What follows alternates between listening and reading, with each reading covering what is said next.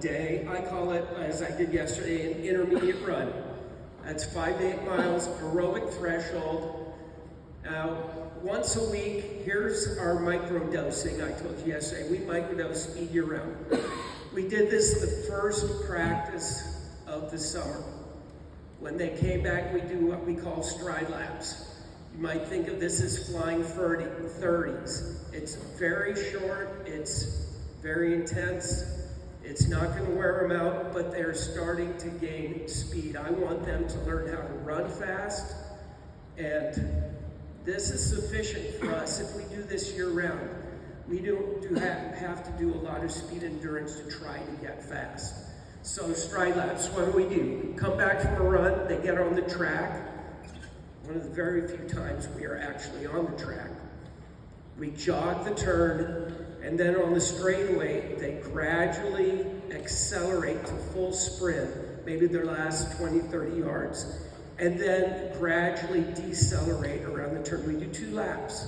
So they're getting about 400 meters of intensity up to their full sprint speed. What I'm trying for them to concentrate on is learning how to get leg turnover. We had a parent at the junior high telling kids, the way to run faster is to stride longer. And yeah, I had to tell the boys the first day of practice, don't listen to parents. Okay, when you stride longer, you're going to start heel striking. Now the earth is pushing against me. What I want to do is land on my forefoot, and I want to push against the earth, which seems better. Having the earth push against me or me pushing against the earth. They can understand it. So we work on stride laps. A lot of kids, I've got kids so slow you cannot tell the difference between their turns and their straightaways. But if they keep doing it weekly, by the end of track, we have great kicks. When I say I'm working on our kick, we don't have to do a lot of speed endurance. We're not doing hard 200s at 800-meter race pace. We will be fast. We're going to build the aerobic engine. They know. You can ask any of my older boys, what's our training philosophy? Build the aerobic engine. They'll tell you that. Okay, so that's an intermediate run. That'll be abbreviated IR. Repeat workouts. There's a difference between intervals and repeat workouts, and the difference is the rest you give. Okay? We never do intervals. I don't do short rest periods. My rule of thumb is if they're doing the right pace before the next repeat, they should have their heart rate under 120. It's the only time I measure heart rate. I had a kid come, Coach, my stopwatch says my heart rate is too high. I go, what's it at? 165. Don't worry about heart rate. The only time we think about it is if we're doing repeat workouts. Now, what do I like to do? My boys like 3 by a mile. We usually do about 3 miles worth of repeats. I've tried longer because talking with Sean Brosnan, he was doing about 7 or 8K. Well, they're at sea level. I tried doing 6K and I wasn't comfortable with it, so I went back to 3 miles or 5K of repeats. 3 by a mile, 4 by 1200, 5 by a K, 6 by 800. And I like to give a lot of rest. Back when I was in college, my favorite workout was 5 by a mile with 5 minutes rest. Start at 5-minute pace, go negative splits. So that's what we do. 5-minute rest for a mile, 4:30 rest for 1200s, 4 minutes rest for 1,000, 3:30 rest for 800. We'll do a warm-up about a mile, sometimes a little more. And we do what my coach, Dyke Steer in high school, called pull-outs. This is where we work on form. We'll start very slow in the first. We try to work on our best form. Hips up, big chest, thumbs to the waistband, driving the center line, landing midfoot. Each one, they jog across the football field or a field or in the road, about 50 meters, jog back. Second one's consecutively faster, third one's faster, fourth one's faster. We're gradually raising our heart rate. They're getting faster. Number 7 is all out. So they're getting 50 meters all out sprint. And and they have fun. Who can be the first one to the other side of the football field? Okay, our goal pace for all our repeats are 3-mile race pace and negative splits. So a 15-minute 3-miler, he'll have his first one at 5 minutes. That's what we get right at pace. And not sprint out, die, and try to slow down until you hit the time. We want to be consistent the whole repeat. Now we do these at different places. We rarely are on our track. We have an activity field. We used to have a mile loop on it, but they changed the configuration, put the bigger football stadium in, moved it away, put in tennis courts, softball diamond, baseball diamond got moved. So the most I can do is 1K at our school. If we go to our Guy Park, I have a mile loop at a park a half mile from the school, and I have every 200 meter painted on a fence post. So we can do anything we want over there at 200 meters.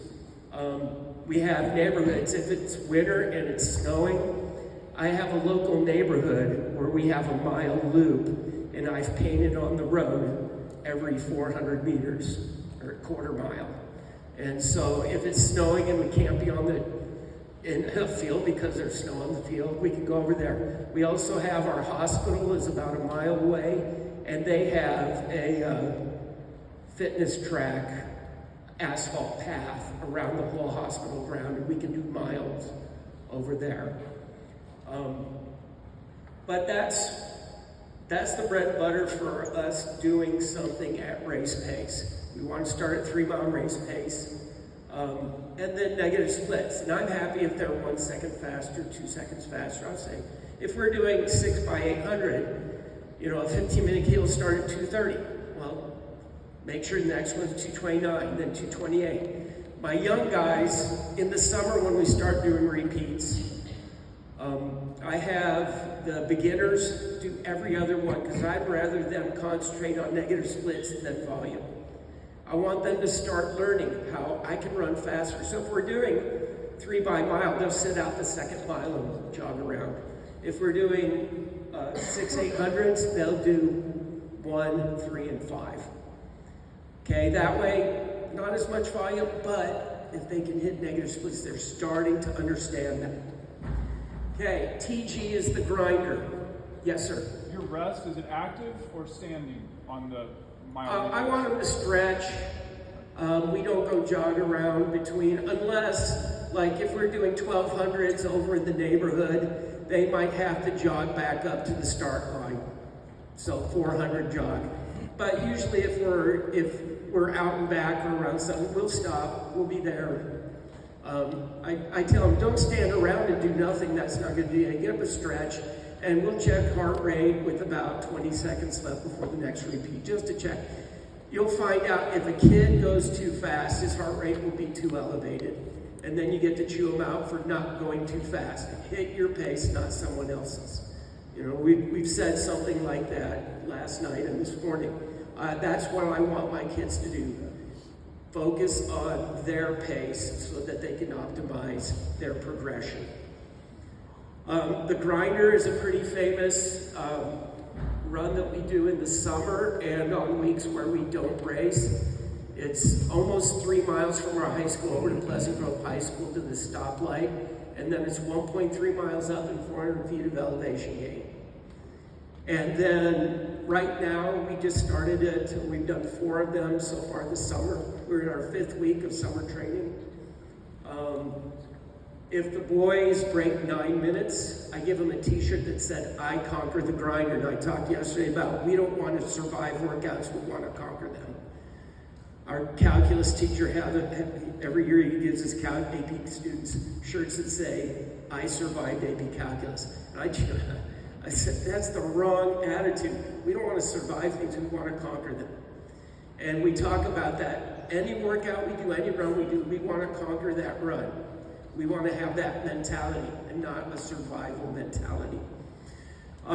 So the grinder, 3-mile warm up, 1.3 miles up, 4 to 6 miles afterwards, depending on if they go and do mountain, do hill. There's almost 500,000 views on YouTube of the flow track video of us doing the grinder in 2016. If they break 8 minutes, I give them a free pair of spikes. Used to be I get on first to finish and get like a $15 pair of closeouts. It's fun. They like to do that. Last year we had a parent made little water bottle stickers that said the grinder on it. So this summer and last summer, any kid that when they completed the grinder for the first time, they got a sticker to put on their water bottle. We make that as one of the requirements to go to our summer camp in 2.5 weeks, is they have to be able to go up the grinder without walking. And we talked about our no walking rule yesterday. We do that every Monday. The next is a PR, a power run. Lydiard called these time trials, and so a lot of coaches mistakenly would do time trials with their kids weekly. But this is what in the 70s we called an anaerobic threshold run. I was trying to explain to my boys a bunch of years ago what I wanted them to think they were doing, and so why do I call it a power run? Because I didn't want them to push into feeling like they were racing each other. I wanted them to run with power. And so this AT run, usually do a 1 to 2 mile warm up. We have different loops around town that I've created or out and backs. And we try to make it 2 miles. Here's the pace we want to hit. So this is the acidosis threshold pace. Jeff Messer, who's a good friend, he said, anaerobic threshold is a misnomer. If you think about it, that's death. So I said, I agree. Anaerobic threshold is probably the greatest thing. I was reading an old Track Coach magazine from like 2008, and I can't remember who said it in it, but they said a better term might be acidosis threshold. We're trying to get the body to flush out at the acidosis, as fast as it's being performed, being produced. And so I'm trying to get my boys to understand what I want them to feel like, so we call it a power run. That's my terminology. So we're gonna take their 2 mile PR and add a minute to it. So a 10-minute kid should be hitting 5:30 pace for 2 miles on their power run. I've had coaches ask me, don't you need more volume? They're doing 3 mile races. I'm like, Lydiard did 3K. And I think he was smart about that because I found out that if they do just 2 miles, they recover fast, they're fresh from it, they're not sore the next day, but we accomplish something at the right pace for what we want to accomplish physiologically. So I've stuck to 2 miles. I know in college, they'll do like 3 by 2 miles at acidosis threshold. Luke Piscadra, who's a pretty famous Oregon alumnus, great marathoner, I'm really good friends with his high school coach, who's the coach at Westminster College in Salt Lake City right now. And Luke would do 2 sessions. He would go 10-minute warm-up, 10-minute power run, 10-minute jog, another 10-minute power run. We called them AT runs back then. And then cool down for 2 miles. I had one of my boys do that, and it was too much. He was shot for the rest of the week. But Luke was unique. He was the first boy in Utah to break 9 minutes for 3,200 at altitude. So that's our power run. I know that there are coaches who've adapted that from hearing me talk about power runs and other things and have found great success. Your kids love them. We have great loops around town that are 2 miles, and they like power run. I think it's been very effective workout for us. The next is CR, a capillary run.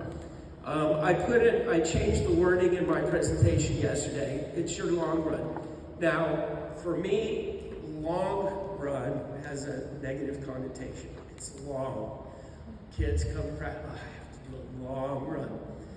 And so to help them understand what we're trying to accomplish, and years ago, it was in a Track Coaches magazine, there was a reprint of an article, and it's probably from the British Miners Club. and it was talking about the process of capillarization. I talked a little bit about it yesterday, but what do we want to do? We want to build the aerobic engine. To do that, we have to get a more efficient system from getting oxygen from our lungs to our muscles. We want oxygen. I want 1,000 horsepower Hemi engine rather than a 4-cylinder Model T engine that has 14 horsepower, okay? So I need a big blower on top. I want CFM, cubic feet per minute, getting to the muscle tissue. So I started calling it a capillary run once again, so my boys would invest in their training because they understand, I want to build my capillary system so I can get more oxygen.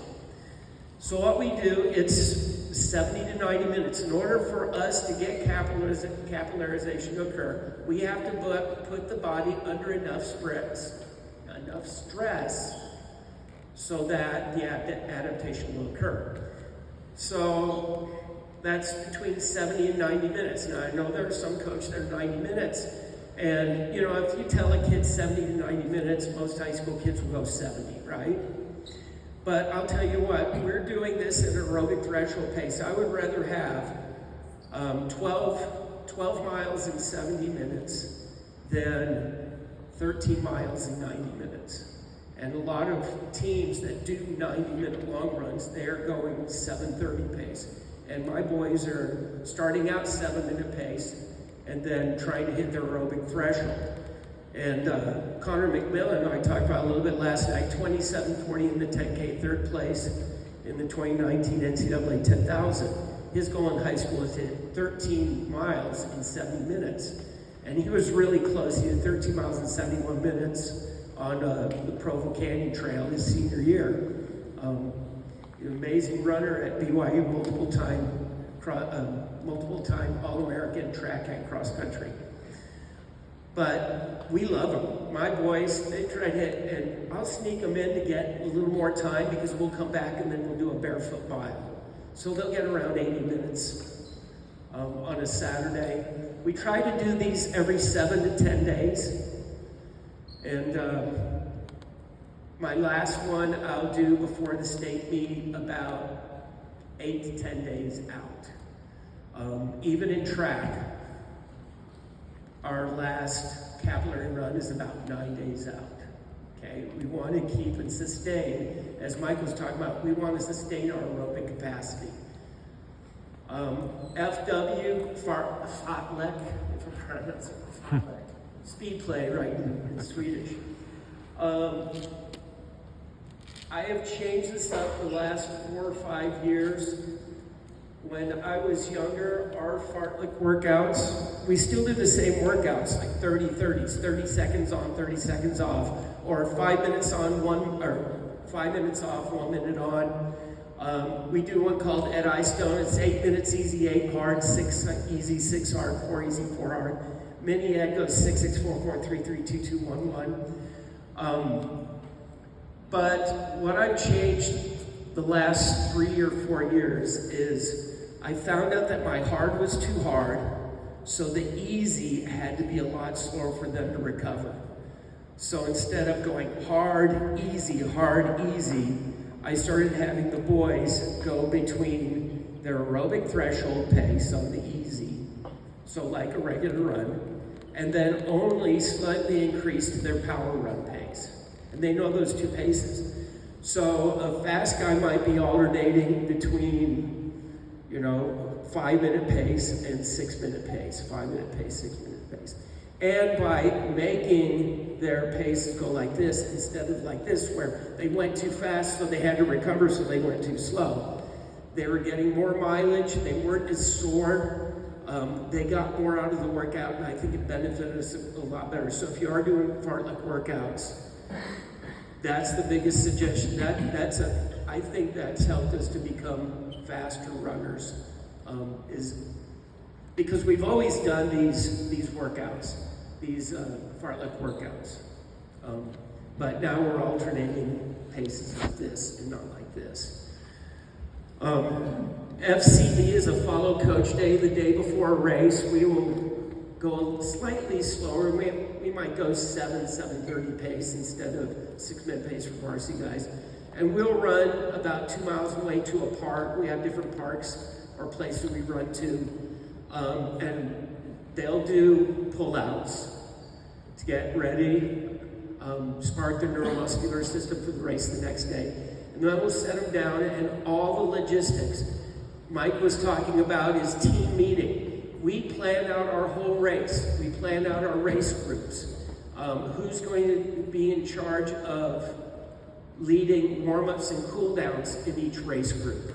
We do all of that the day before, when the bus leaves, what you got to bring, all the logistical stuff we talk about. We've already prepared. They know how to do their warm-ups and cool-downs because we model that and do the exact same thing for our repeat workouts and our fartlek workouts or our power runs. We do the same exact warm-up and cool-down in practice that we expect them to do. We don't change anything up. So once again, that gives them a comfort level.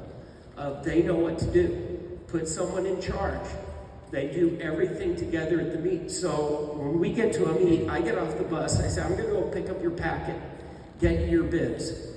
I go get their packet, I bring it back, I have to put their bibs on right away. There's nothing worse than a kid coming to the line going, I forgot my bib, right? Especially if you have a chipped race. And then I'm off. They know what to do. They know when to start their warm-up, start their cool-down, whatever. I'm off to go talk to other coaches and socialize. And I'll meet them at the start line. I'll meet you at the start line. I got stuff to do. I'll go talk to the officials, go talk to the timers. Everybody's a friend. And then I'll meet them at the start line. Just say, good luck. I love you. Let's race fast. And I'll be on the course. They know I'm never at the finish line. On the track, I'm at the 200-meter mark usually, unless I'm doing relay splits in the stands. At a cross-country meet, I'm usually 200, 300, 400, close to their kick point, so I can encourage them to kick. Okay, TT is a time trial, not Lydiard's time trial. That's the power run. We do 3 time trials during cross-country, end of July, and we'll show it on the schedule. We do 1 mile, and it's amazing how the kids coming from junior high, they're brand new, they do a mile time trial, and they get a big PR because we've been concentrating on building their aerobic engine. And then mid-August, we'll do a 2-mile time trial several weeks before our first meet. There's a couple reasons to do that. 1, to give them a race-type effort. 2, it helps me select varsity for the first invitation. Okay, so, and then we will do a mile time trial a week and a half after the